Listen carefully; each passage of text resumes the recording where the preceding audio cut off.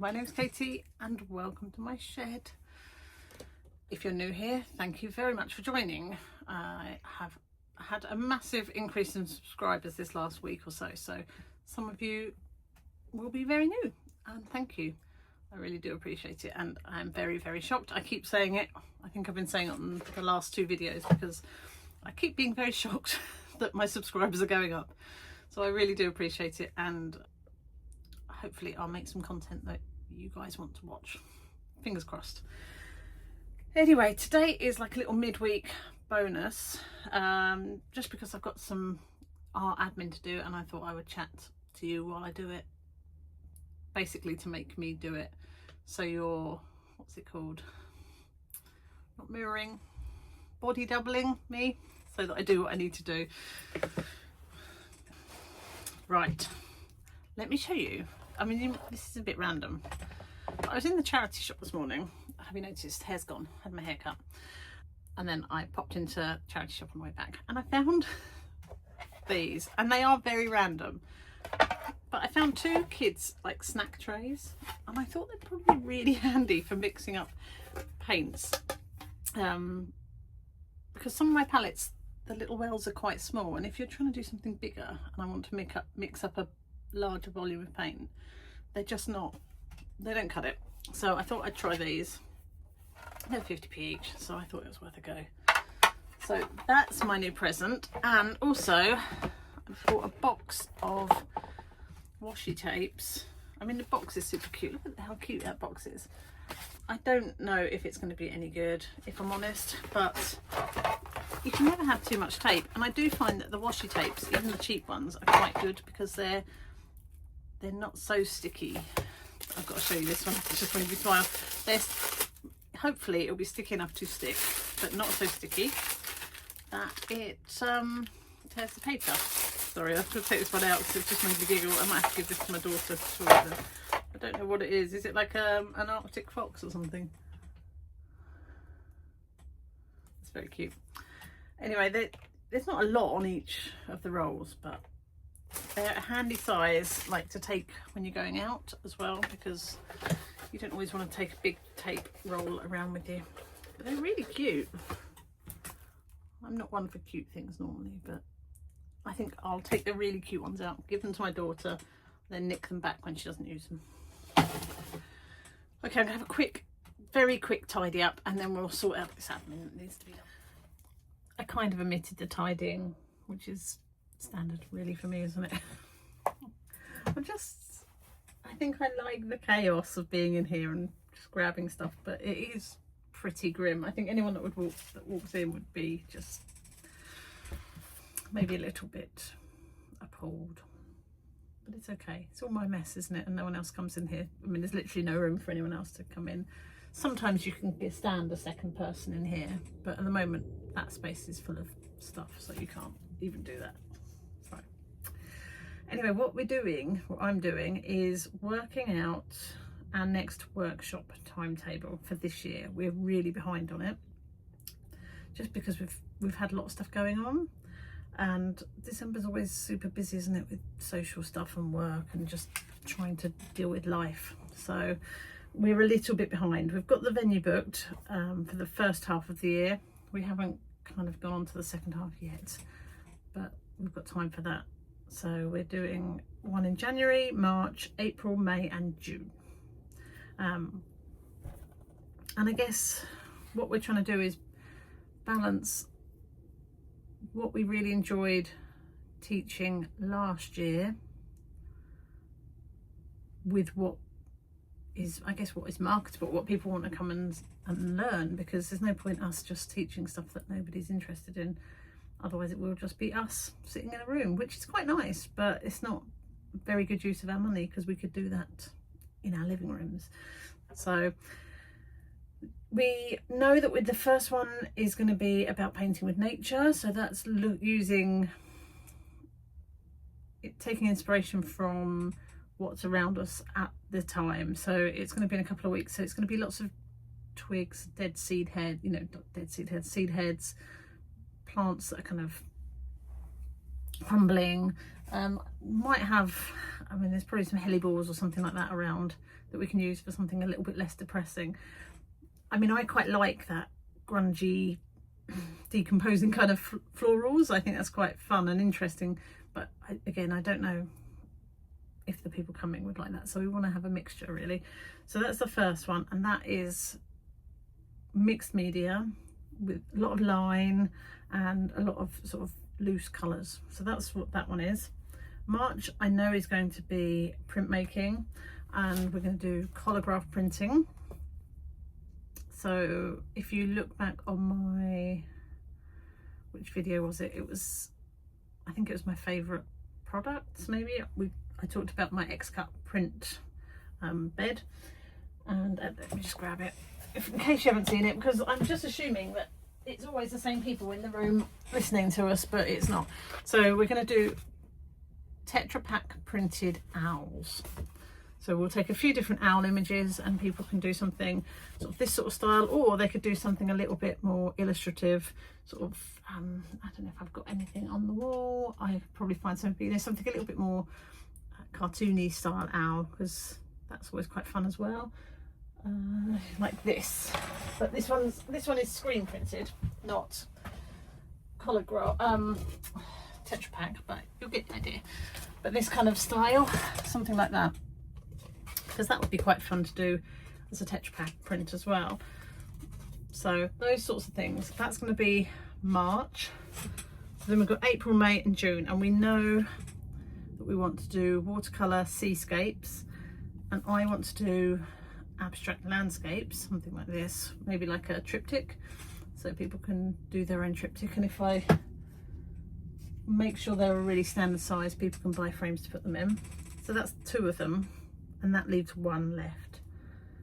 And I can't remember what else was on our list of things that we wanted to teach. The printing ones do tend to go down quite they're quite I usually sell more spaces on the printmaking ones. I think that's just it. I guess people who don't necessarily see themselves as artists but want to do something crafty, it's quite attractive to those as well. So I think that's probably why they are fairly well, what's the word, like people come to them. So we'll probably do a second one, a printmaking one, whether we do Tetra Pak again or with maybe do dry point. That was really fun, and the people that came last time to that made loads of different images because it's quite quick, so it's a good one for a workshop. But yes, that is, I need to finish that and then I'll come back to you, because you don't need to see me writing, that's really boring, and then we'll have a little bit more of a chat. Right, so the next thing I need to do, I've set the timetable. I need to do some photography, which is going to be hard in this weather because the light's a bit rubbish. I have got a ring light, so oh, the heat is on, sorry. Is that better? Yes, so what was I saying? The lighting could be rubbish for these photos, but I've got a ring light which I'll use, and I'll turn the lights on. I've also got like a little strip light that will try and just to make the photography look good enough for the marketing. I might have to do some painting for some of the marketing. I don't know about you, but if I'm going to do an art workshop, I would be more drawn to something where I can see kind of the type of image that we're going to be creating. If it's just like, oh, landscapes, it doesn't mean anything. So I'm going to just pull together some stuff, see what I've got, and then just choked on an indoor. I mean, I'd eaten it. There's clearly something left. Right, let's get some photos done, and then I'll work out what I need to get painting.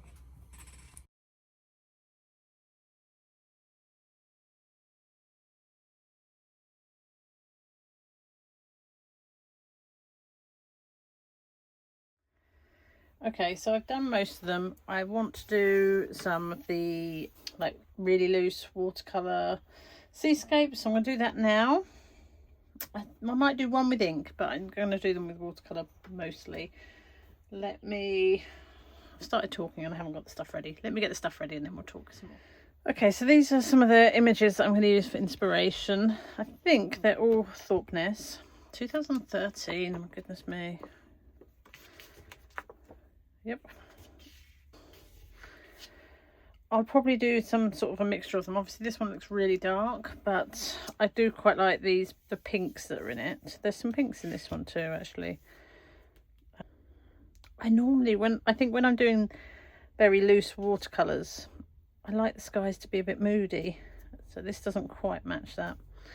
So I think I'll have these up for inspiration, and then we'll just see what happens when we start putting the paint down. They're not going to be an exact reflection of the image, that's for sure. So let's start in the top corner. I've got a selection of paints. I've got the Rosa ones, which I use quite a lot, and then my other ones that I might use is a selection. Oh, you can't see them. These are my others. I don't own a lot of watercolours. I have got the workshop ones, but they are in the shed and I can't be bothered to go and get them. So I've got some Holbein ones, which was a little set that I got from Jackson's not that long ago, and actually I think these colours would work nicely. And then I've got a few Winsor Newtons, Raw Sienna and Quinacridone Gold, and a neutral tint. So we'll probably use these and some of the Rosa Galleries. I might use the palette knife as well, just to get some like scratchy marks in, but probably not in all of them, because I don't want, I just want a selection of images so I can pick the best ones for the marketing. I'm going to put down for the sky first on the top of the page. I'm going in quite heavy with the water because I quite like not knowing what the paint's going to do. And then we're going to go with, first one, I'm going to put down a bit of this pink, and I'm just going to pop it on really, because why not? Not too much, because I think we'll overpower. And then I've got some blush, Naples blush over here. Can't see it, can you? Hang on. Now you can see my really messy table, and you can judge me all you like. All right, I'm going to get some of this in as well.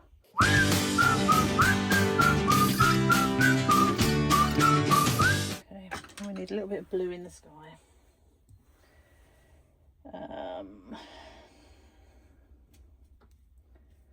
Colour mixing is not my strength. I've just started learning, if you haven't watched it already, a bit of colour mixing, but I've been doing it with acrylics, which is a bit easier for me. It just suits my brain a bit more. I want to plop in a bit of blue, and I am very loose. That's just how I paint, particularly with watercolours.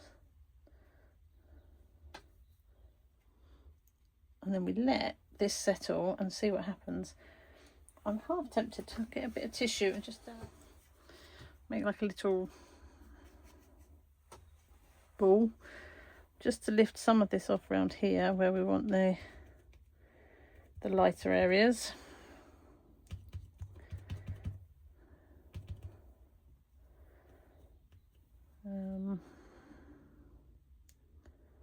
Yeah, I'm going to leave that now, leave that to dry, and then let's move on.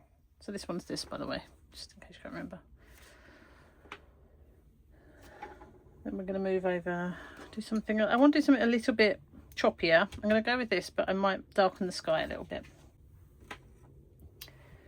and find some darker colours. Use the neutral tint, and I'm also going to use the indigo, one of my favourite colours. I use that all the time. If I was clever, I would probably mask that off so that we can get a straight line. Notice I'm not going to do that, and I'm going to pull the horizon down a bit.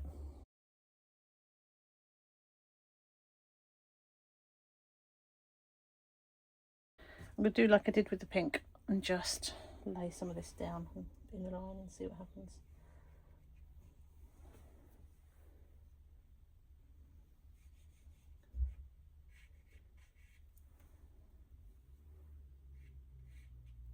moving around quite interestingly. It doesn't really give me sky, but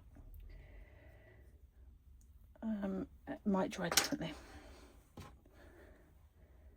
Just pop a little bit of ultramarine in here and a bit of water. Just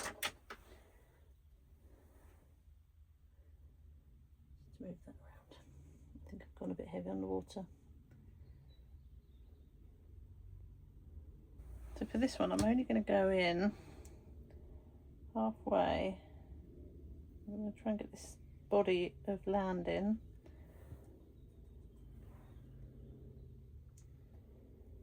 And again, I'm just going in heavy with the water, and then I'll use this one. This is the burnt sienna, the Holbein one, and I'm going to drag it along. The reason I like doing this is I just feel like I don't get so fussy when I use a brush. I just tend to be too painty with it.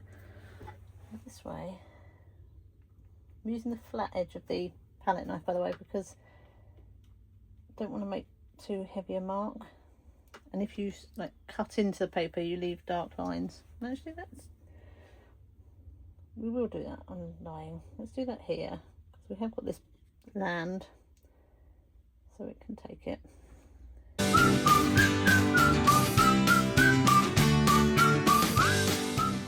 This is where you think, Katie, if only you weren't so lazy and you masked it out properly, then you'd get a much better image. Right, I am lazy, so we are going with the let's paint it and see what happens. So that is over there. I'm going to go in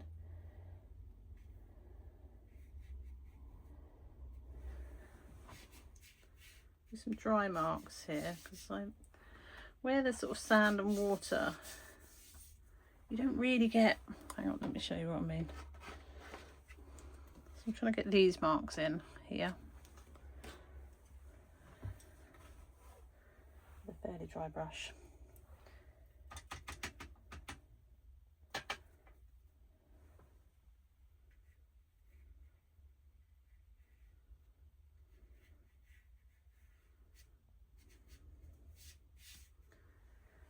And I'll probably do similar marks, but with the blush, Naples blush, if I can make myself a clean brush.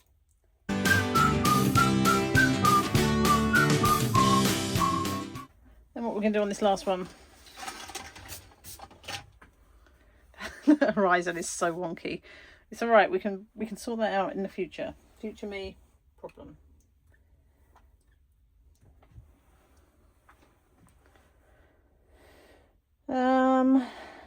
I'm going to go with it and doing another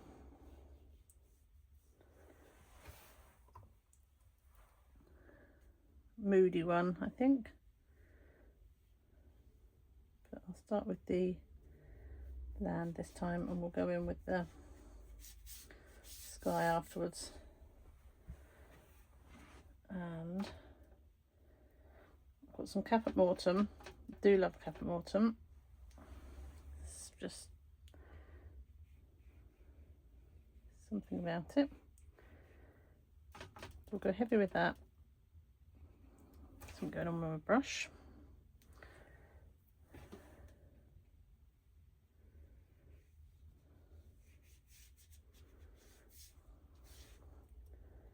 And some, if I can find it.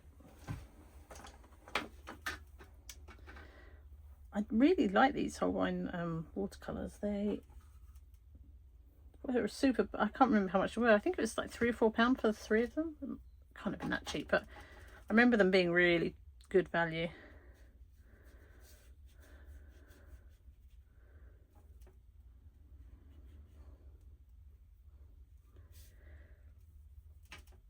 So I don't know if you can see how I'm moving the brush, but I do like to just move it around and not necessarily use it in the traditional way, because I find you get some really interesting marks and just makes it a little bit less predictable.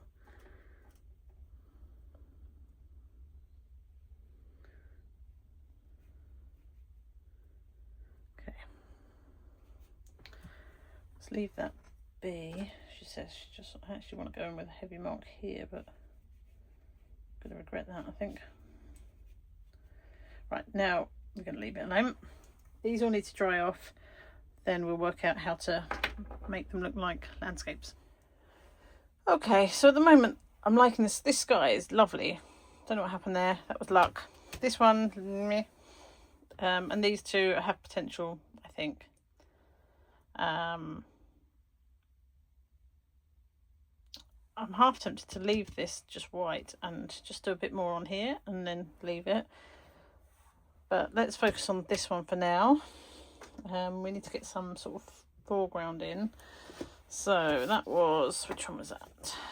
Which one was it? That one? That one. Can I remember? That one. So we want to go in quite dark actually. And I'm going to go in with the land and then we'll do the water last. I'm just debating what colour to go in with. Whether to make, I might make like a purple, like a really deep purple. Let's do that and then we'll go in with the land. Okay, I've used some ultramarine and some Caput Mortem. Let's, might not be dark enough, but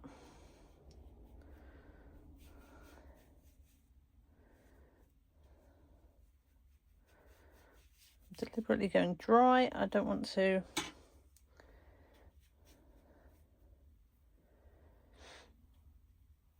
I want to have these drawn marks, these rough marks on here.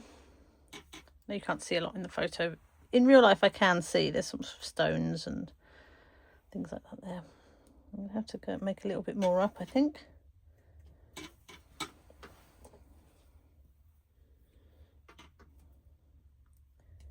So I've used the Rosa Gallery Caput Mortem and the Holbein Ultramarine. This brush is shredding a little bit, it's quite annoying. Okay, that's a bit better. And again, I'm holding it really loose, this brush, because I don't want to be able to control it that much. Look at those marks are lovely. Probably can't see them, but when I zoom in I'll show you them a bit better.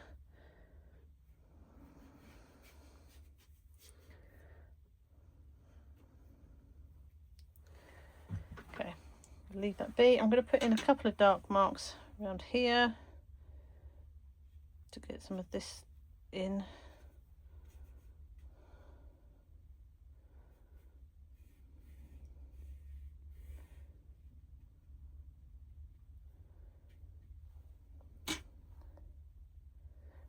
Leave that one to dry. Can anyone remember which was which? That was that one, wasn't it? So yeah, I'm going to leave the sky white, I've decided. So I just want to get a little bit of something in here and a little bit more in there. So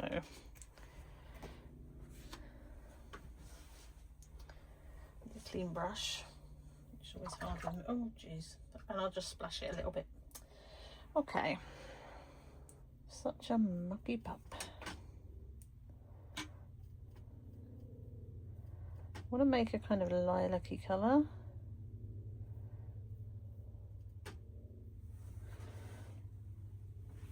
And I do want it to be quite flat.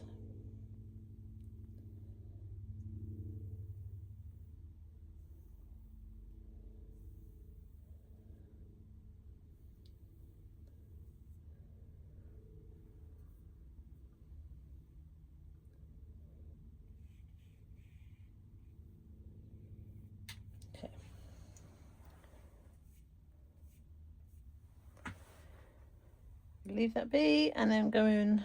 We need just a bit of darkness here, like shadow from the land almost. And that was burnt sienna, wasn't it? Again, I'm leaving the paper dry so I can get some marks in here.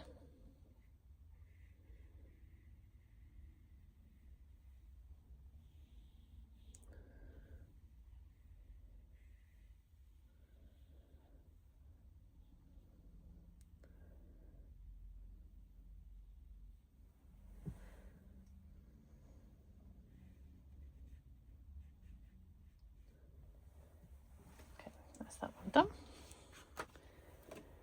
And I can't remember what we were doing here with either of these, so let's just go with my gut. Let's put down some water. I'm going to end up having to sort out the horizon at some point because it's very wonky.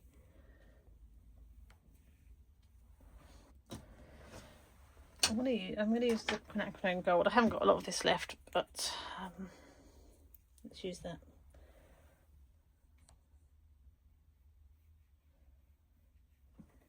I love how they come out of the tubes, the marks you get.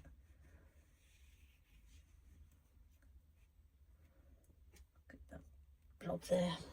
Oh gosh, this whole load is coming out crazy. I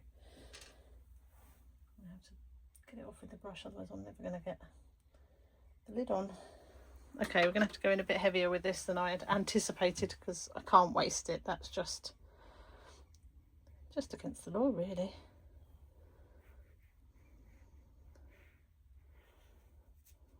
To be fair, we might be able to use some of it. No. Put it here. I'm just going to put it in here. Decided. So dry.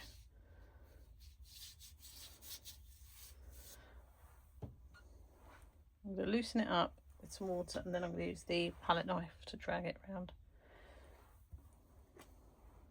And this has got a bit of the sienna on it as well, but that's okay. I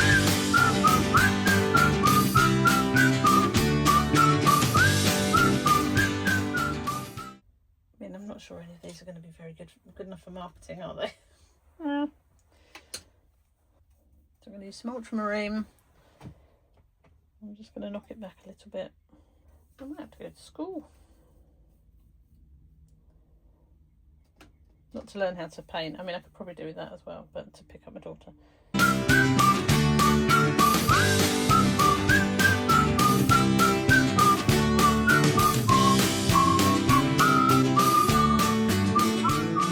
really liking this sky now. It's crazy. It doesn't look like a sky, but I like it. This one's not, it's all too mid, isn't it? There's not enough contrast in here. Yeah, I need to do something here.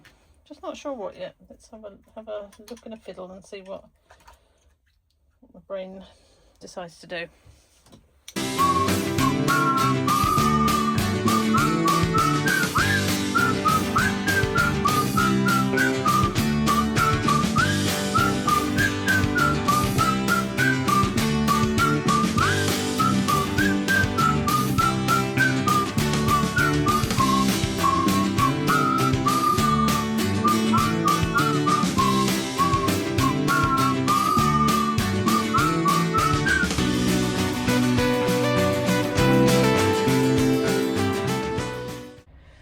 Is there anything better than taking the tape off?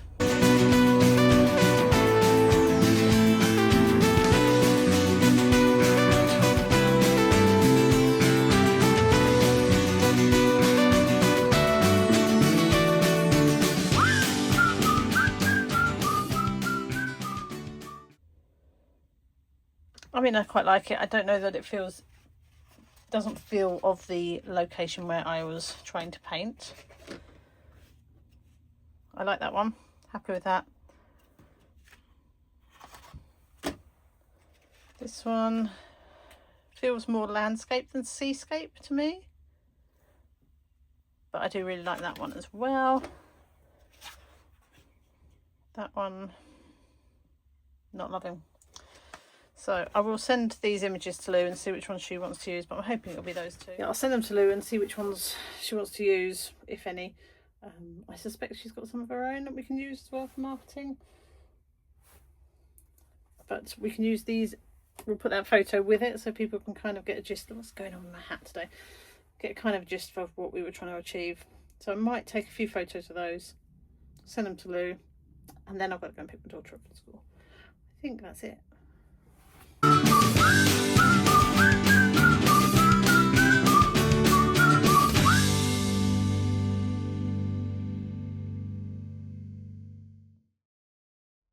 I thought I'd show you my very professional photography studio, which is 2 bits of paper stuck to the back of a frame. I'm so classy. This is the last time I'm going to get in the shed this week, I think. Well, it is because I'm at work all week. So today's the Monday. I didn't say that, did I? Monday the 11th, 12th? Monday. And then I'm at work all week. So yeah, I'm not going to get in here much at all. I just wanted to touch on a little bit about the Louise and I and the workshops. So if you want to go back and look at our journey, go all the way back to the beginning and you'll see me talking about why we started it and where we're at.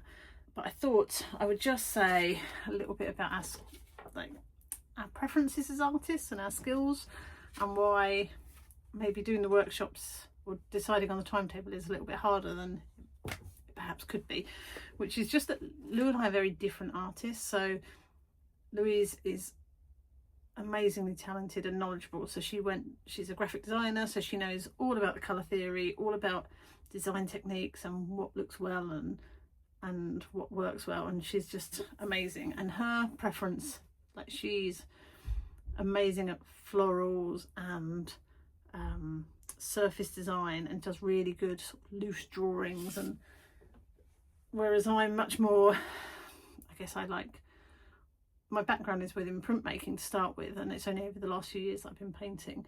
So my stuff is much more, I quite like flat colours, I like quite abstracted things.